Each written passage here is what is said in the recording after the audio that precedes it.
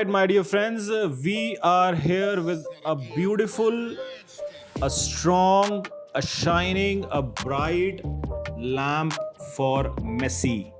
That is SL-576, a two-chamber lamp which has a yellow side, which is for the indication, front indication, and the clear side, which is for the front position. It has two bulbs fitment.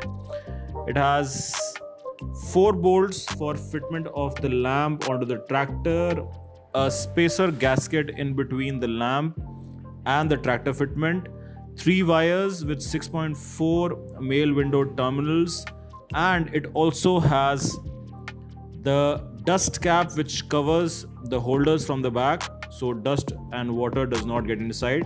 It's a good lamp with very good acrylic material in the lens and polypropylene material in the housing. It's a white base lamp, so it gives you very good reflection and shine, and it makes your tractor even more beautiful with superb lighting which is there on the sides in the front of the tractor. Suitability for Massey Ferguson models, SL-576 from the house of Bajato.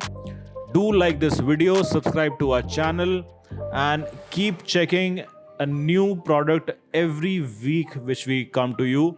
On the YouTube channel, we have different playlists for different product applications. Please do checking them.